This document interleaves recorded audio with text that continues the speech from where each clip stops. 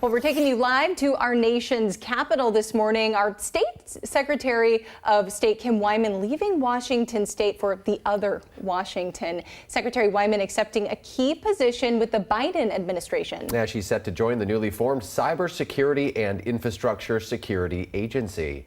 Joining us live for her first on-camera interview since announcing her resignation, Secretary Kim Wyman. Ms. Wyman, thank you so much for being with us this morning. Well, good morning. Well, first of all, tell us about your new role. What will you be doing with the CISA, and what are you looking forward to?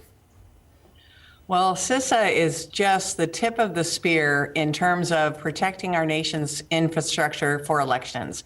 And my job is going to be using my years of election experience to help cybersecurity professionals, help states and local governments secure their infrastructure of their election systems and their cybersecurity defenses so that we can continue to have safe and secure elections in this country. Now, based on what you have achieved in Washington State as Secretary, what is it you think you can bring to that role? Well, I think it's really the election administrator's perspective and helping those IT and cybersecurity professionals be able to really help us, because the two worlds are at odds in some ways. The cyber world is about security and not letting people know things like passwords and how our systems are structured. And elections is about transparency. We need to make sure that people can see all the things that we are doing. And we want to just continue to make sure that those two worlds can work together to improve our elections. Have you talked to the president yet? I have not. I have not.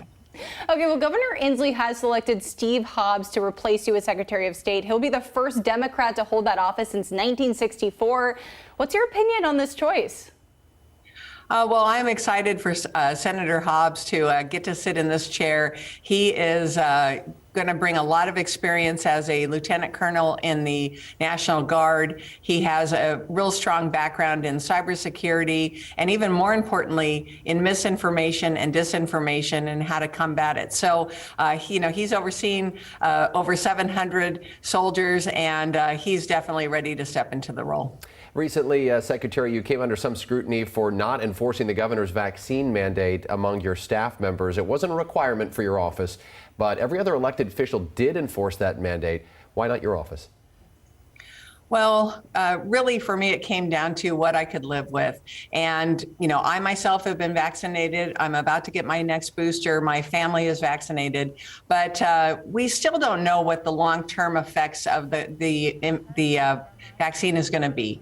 And I couldn't live with forcing someone to choose between keeping their job and getting a vaccine and having something down the road happen that would harm them. I couldn't live with that. And so that's why we made the policy decision.